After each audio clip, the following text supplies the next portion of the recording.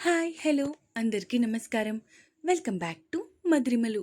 ఇంకా ఎవరైనా మన ఛానల్ని సబ్స్క్రైబ్ చేసుకొని ఉండకపోతే ప్లీజ్ ఇప్పుడే సబ్స్క్రైబ్ చేసుకోండి. ఇక లేట్ చేయకుండా మన స్టోరీలోకి వెళ్ళిపోదామా? రావణ్ ఎపిసోడ్ 12.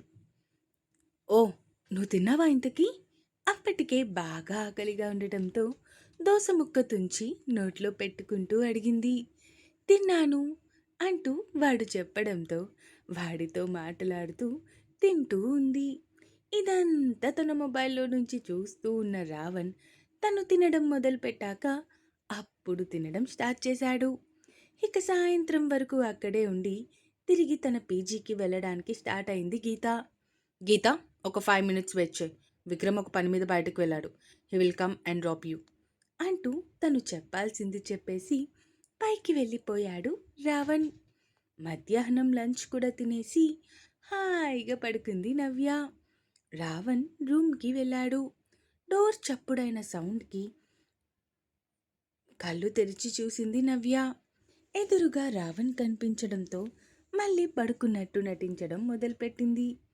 రావణ్ మాత్రం ఏమీ పట్టనట్టు వచ్చి డ్రెస్ చేంజ్ చేసుకొని, నటించింది చాలు, లేచి కూర్చో అన్నాడు ఫోన్ వైపు చూస్తూ.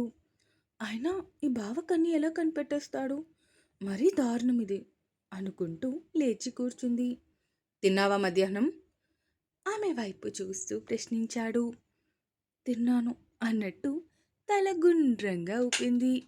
ఏంటో దీంతో కోపంగా ఉండాలి అనుకున్నా నా వల్ల కావట్లేదు అనుకుంటూ రేపే మన పెళ్ళి అంటూ బాంబు పేల్చాడు రావణ్. ఏం మాట్లాడుతున్నావు? రేపు మన పెళ్ళేంటి? భయంగా అతని వంక చూస్తూ అడిగింది. అదే, నీకు దూరంగా ఉండాలి అని నాకు అస్సలు లేదు. ఎప్పుడెప్పుడు నిన్ను నా సొంతం చేసుకుందామా అనిపిస్తుంది. నువ్వేమో వినడం లేదు. అందుకే నిన్ను పెళ్లి చేసుకుంటే అప్పుడు నాకు అడ్డు చెప్పేవాడే ఉండడు కదా. అందుకే ఈ సడన్ డెసిషన్ ఆమెకి దగ్గరగా జరుగుతూ అన్నాడు. అతను చెప్పిన తీరుకి భయంతో గుటకలు మింగుతూ, అది అది నాకు నాకు టైం ఇస్తాను అన్నావు కదా. నాకు అప్పుడే పెళ్లి చేసుకోవడం ఇష్టం లేదు భయపడుతూ చెప్పింది. ఏ, ఎందుకు ఇష్టం లేదు? ప్రశ్నించాడు రావణ్. ఎందుకంటే నాకు నా రామ్ బావ కావాలి, ఈ రావణ్ కాదు. నన్ను ప్రేమించి నన్ను కాలు కింద పెట్టకుండా అపురూపంగా చూసుకున్న నా రామ్ కావాలి. అంతేగాని నన్ను టార్చర్ చేసే ఈ రావణ్ నాకొద్దు. గుక్క పెట్టి ఏడుస్తూ తన మనోవేదన మొత్తం బయట పెట్టింది నవ్య. ఆ రామ్ చచ్చిపోయాడు. కాదు కాదు, అందరూ కలిసి చంపేశారు. ఇప్పుడు ఇక్కడ మీ ముందున్నది కేవలం రావణ్ మాత్రమే. చచ్చిపోయిన ఆ రామ్ తిరిగి రాడు. ఈ రావణ్ నిన్ను వదిలిపోడు, నువ్వు ఎంతమందికి మాటిచ్చినా కూడా అంటూ నవ్య వైపు చూశాడు. ఒక్కసారిగా గతుక్కుమంది నవ్య. మాటివ్వడం అంటే బావకి నిజం తెలిసిపోయిందా ఏంటి అనుకుంది మనసులో. ఎందుకో ఆ ఆలోచనకి నిలువెల్లా వణికిపోతూ చెమటలు పట్టేస్తూ ఉన్నాయి. అదేంటి, ఏసీలో కూడా నీకు చెమటలు పడుతున్నాయి? కొంపతీసి ఎవరికైనా మాట ఏమైనా ఇచ్చావా? ఆమె వైపు చూస్తూ ప్రశ్నించాడు. తన నుంచి సమాధానం వస్తుందో తెలుసుకుందామని. ఏం మాట్లాడలేక మంచం మీద నుంచి దిగి నిలబడింది. ఎక్కడికి? వాష్రూమ్కి భయంగా చెప్తూ అక్కడి నుంచి వెళ్ళిపోయింది నవ్య. వెళ్ళు వెళ్ళు, ఇంకెన్నాళ్ళు నా నుంచి తప్పించుకుంటావో నేను కూడా చూస్తాను అనుకున్నాడు మనసులో. ఇక్కడ ఒక అరగంటకి విక్రమ్ వచ్చాడు గీతాన్ని పిక్ చేసుకోవడానికి. విక్రమ్ రాగానే విక్రమ్ వెనకే అడుగులు వేస్తూ బయటికి వెళ్ళింది. ఇద్దరి మధ్య మౌనం. కనీసం ఒక్క మాట అంటే ఒక్క మాట కూడా లేదు. మాటలు కాదు కదా, కనీసం పలకరింపుగా ఒక చిన్న నవ్వు కూడా లేదు. ఉదయం ఎంతగా అయితే కొట్టుకున్నారో ఇప్పుడు అంతే కామ్గా ఉంది వారి ప్రయాణం. వాష్రూమ్కి భయంగా చెప్తూ అక్కడి నుంచి వెళ్ళిపోయింది నవ్య. వెళ్ళు వెళ్ళు, ఇంకెన్నాళ్ళు నా నుంచి తప్పించుకుంటావో నేను కూడా చూస్తాను అనుకున్నాడు రావణ్ మనసులో. తన మొబైల్ తీసుకుని విక్రమ్కి కాల్ చేశాడు. సార్ చెప్పండి. గీతాని డ్రాప్ చేసి రిటర్న్ అవుతున్న విక్రమ్ తన మొబైల్ రింగ్ అవుతూ ఉంటే లిఫ్ట్ చేసి మాట్లాడాడు. ఎక్కడున్నావు? ఇప్పుడే గీతని డ్రాప్ చేసి మళ్ళీ మీ దగ్గరకు వస్తున్నాను సార్. వినయంగా బదులిచ్చాడు విక్రమ్.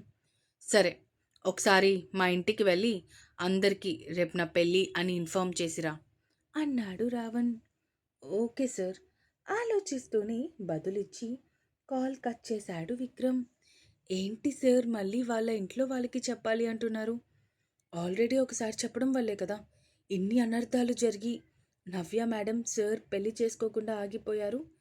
మళ్ళీ అదే ఇంట్లో వాళ్ళకి చెప్పడం అంటే సార్ ఆలోచన కరెక్టేనా అనుకుంటూ ఆలోచిస్తూనే రావణ్ చెప్పిన పని చేయడానికి సుమిత్ర గారు మాలిని గారు వాళ్ళు ఉంటున్న ఇంటి వైపు పోనిచ్చాడు కార్ని. పిలుపు అక్కడికి వెళ్ళిపోయింది. నువ్వు ఎక్కువసేపు వాష్రూమ్లో వెయిట్ చేయకు. మళ్ళీ జలుబు చేస్తే రేపు పెళ్లి ఫొటోస్ దిగడం కష్టం. కాబట్టి తొందరగా వచ్చేసాయి బయట నుంచి చెప్తూ ఉన్నాడు రావణ్.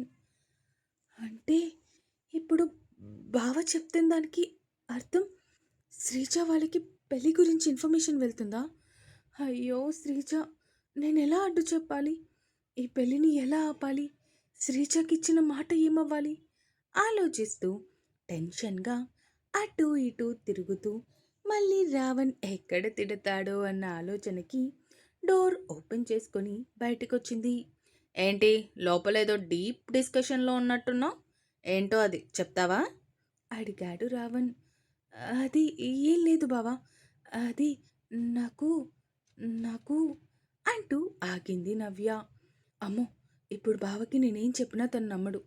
సో ఏదైనా రేపు ఉదయమే చెప్పాలి అనుకుంటూ ఒక నిర్ణయానికి వచ్చిన దానిలా గట్టిగా శ్వాస తీసుకొని వదిలి రావణ్ వైపు చూసింది. ఏంటే బావా అది నాకు అంటూ ఆపేశావు? ఇంతకీ విషయం ఏంటి చెప్పు అడిగాడు రావణ్ నిర్లక్ష్యంగా. ఏం లేదు బావా, ఎలాగో మన పెళ్ళి రేపు అంటున్నావు కదా, నేను పడుకుంటాను, నాకు నిద్ర వస్తుంది అంటూ పిచ్చి పిచ్చిగా ఏది పడితే అది వాగేస్తూ ఉంది. ఏమైంది నీకు? పిచ్చిగాని పట్టిందా ఏంటి? బ్రొకటి ముడిచి ప్రశ్నిస్తూ అడిగాడు రావణ్. ఇక్కడ రావణ్ చెప్పినట్టే తన ఇంటికి వెళ్ళాడు విక్రమ్. హాల్లో కూర్చొని మాట్లాడుకుంటూ ఉన్నారు అందరూ. అక్కడ అందరూ విక్రమ్ని చూడగానే కొంచెం షాక్ అయ్యారు. రఘు గారు మాట్లాడుతూ మీ సార్ ఇక్కడ లేరు అన్నాడు పొగరుగా. మా సార్ ఇక్కడ లేరు అన్న విషయం నాకు తెలుసు సార్, ఆయన చెప్తేనే ఇక్కడికి వచ్చాను అన్నాడు విక్రమ్. విక్రమ్, ముందు నాకిది చెప్పు, నవ్య ఎలా ఉంది భయంగా చెమ్మగిల్లిన కళ్ళతో అడిగారు మాలిని గారు. నవ్య మేడం ఇప్పుడు బాగానే ఉన్నారు మేడం. అలాగే సార్ నాకు ఒక విషయం చెప్పి పంపించారు మీకు ఇన్ఫర్మేషన్ ఇవ్వమని. అది రేపు సార్ నవ్య మేడంని పెళ్లి చేసుకోబోతున్నారు టెంపుల్లో. అందరినీ ఖచ్చితంగా హాజరవ్వమని చెప్పారు. ఎవరూ మిస్ అవ్వకూడదు అని మరీ మరీ చెప్పారు అన్నాడు విక్రమ్ తల దించుకునే. ఎవరిని అడిగి చేసుకుంటున్నాడు? ఈ పెళ్ళి మా అంగీకారం అవసరం లేదా? అలాంటప్పుడు మేం హాజరై దేనికి? ఎవ్వరం రావడం లేదు అని చెప్పు. రావణ్ చర్యలకి విసుగుబోయి చిరాకుగా కోపంగా అన్నారు రఘు గారు. సార్, రావణ్ సార్ చెప్పిన ఇన్ఫర్మేషన్ మాత్రమే మీకు చేరవేయడానికి నేను వచ్చాను, అంతే. మీకేమైనా ఉంటే మీరు సార్తో మాట్లాడండి వినయంగా చెప్పేసి అక్కడి నుంచి వెళ్ళిపోయాడు విక్రమ్. ఆ మాటలు విన్న శ్రీజ బామ్మగారి మొహాలు అయితే మాడిపోయిన చపాతీల్లా అయిపోయాయి. శ్రీజ అక్కడి నుంచి ఏడ్చుకుంటూ తన రూంలోకి వెళ్ళిపోయింది. శ్రీజ ఏడ్చుకుంటూ వెళ్ళడం చూసిన బామ్మగారు కూడా అక్కడి నుంచి రూంలోకి వెళ్ళారు. అయిపోయింది, అంతా అయిపోయింది. రేపు తెల్లారితే బావ ఆ నవ్యాన్ని పెళ్లి చేసేసుకోబోతున్నాడు. ఇది ఎంతవరకు కరెక్ట్? అయినా ఆ ముష్టి మొహంది బావకి నాకు పెళ్లి చేస్తాను అని మాటిచ్చింది. ఇప్పుడు బావని అదే ఎగరేసుకుపోతుంది, దొంగ మొహంది అంటూ ఇష్టం వచ్చినట్టు నోటికి ఎంత మాట వస్తే అంత మాటలు నవ్యాని తిట్టుకుంటూ ఉంది శ్రీజ. నవ్య ఇలాంటి పని చేస్తుందని నాకు ఎప్పుడో తెలుసు. నువ్వే అక్క మాటిచ్చింది తొక్క తోటకూర కూరిచ్చింది అని అన్నావు. అయినా అది కూడా మీ బావని ప్రేమించింది కదే, అదెలా వదులుకుంటుంది అనుకున్నావు? నీ బుద్ధి పాడైందని నాకు తెలుసే. అది నిన్న హాస్పిటల్‌కి తీసుకెళ్ళగానే మీ బావకి ఏ మాయమాటలో చెప్పింది. అందుకే వాడు దాన్ని ఇంటికి కూడా తీసుకొని రాకుండా ఎక్కడో పెట్టి రేపు పెళ్లి చేసుకుంటున్నాడు. మనవరాలి మంటని ఇంకాస్త పెంచుతూ ఉన్నారు బామ్మగారు. ఇప్పుడు మేటర్ ఆ నవ్య కాదు అమ్మమ్మ. బావతో నా పెళ్ళి. రేపటిలోపు ఏదో ఒకటి చేయాలి. లేదంటే జీవితంలో బావ నాకు దక్కకుండా పోతాడు. అలా జరగడానికి నేను ఒప్పుకోనమ్మమ్మా. ఏడుస్తూ చెప్పింది శ్రీజ. అటుగా వెళ్తున్న రఘు గారి చెవిన పడ్డాయి శ్రీజ మాటలు. ఏయ్, నీకిప్పటికి 100 సార్లు చెప్పాను. బావ నిన్ను ప్రేమించట్లేదు అని. అయినా ఎందుకు వాడి కోసం అలా పరితపించిపోతున్నావు? ఏ, ఈ లోకంలో వాడు తప్ప ఇంకో మగాడు లేడా? లేదంటే వాడే పెద్ద తోపు అనుకుంటున్నావా? చూస్తూ ఉండు. వారం రోజుల్లో వాడి బాబు లాంటి సంబంధం తీసుకొచ్చి నీకు కట్టపెడతాను. అలా జరగకపోతే నా పేరు రఘువే కాదు. ఇంకోసారి వాడి గురించి నువ్వు ఏడ్చినట్టు తెలిసినా లేదా నా కంట పడినా నాలోని రాక్షసుడిని చూస్తావు శ్రీజ. కూతురి వైపు చూస్తూ కోపంగా వార్నింగ్ ఇచ్చి అక్కడి నుంచి వెళ్ళిపోయారు రఘు గారు. రఘు గారి కోపానికి ఒక్క సెకండ్ శ్రీజ అదిరిపడింది. బామ్మగారి వైపు చూస్తూ, చూసావా అమ్మమ్మ, ఇంట్లో ఎవ్వరూ నాకు సపోర్ట్ కాదు. ఆఖరికి నా కన్న తండ్రి కూడా నాకు కాకుండా దానికే సపోర్ట్ చేస్తున్నాడు. ఏడుస్తూ మంచం మీద కూర్చొని తల బాదుకుంటూ ఉంది. ఆగవే, నేనిప్పుడే నవ్యాకి ఫోన్ చేసి మాట్లాడతాను అన్నారు బామ్మగారు. ఎలాంటి సమాధానం ఇవ్వలేదు శ్రీజ.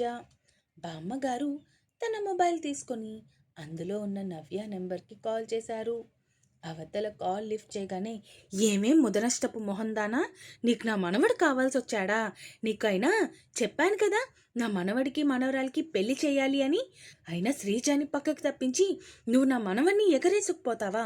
నా ఉసురు, నా మనవరాలు ఉసురు పోసుకొని చస్తావే, నువ్వు బాగుపడవు అంటూ ఇష్టం వచ్చినట్టు తిడుతూ శాపనార్థాలు పెడుతూ ఉంది బామ్మగారు. అయిపోయాయా నానమ్మ నీ శాపనార్థాలు? వినిపించింది రావణ్ వాయిస్ అటు నుంచి. రావణ్ వాయిస్ విన్న బామ్మగారు దెబ్బకి ఫోన్ కిందకి వదిలేసి ఉన్న ఫలంగా కుప్పకూలారు. ఇంకా ఉంది. ఈ ఎపిసోడ్ ఎలా అనిపించిందో కామెంట్స్ రూపంలో తెలియజేస్తారు అని కోరుకుంటున్నాను. అలాగే సబ్స్క్రైబ్ చేసుకోవడం మాత్రం మర్చిపోకండి. ఇంతకీ ఇప్పుడు బామ్మగారి పరిస్థితి ఏంటంటారు మాస్టారు? అలాగే రేపు నిజంగా నవ్య ఇంకా రావణ్ల పెళ్లి జరుగుతుందా? లేదంటే శ్రీజ ఏదైనా అడ్డుకట్ట వేస్తుందా? చూద్దాం నెక్స్ట్ ఎపిసోడ్లో. ఇక ఉంటాను. Bye bye.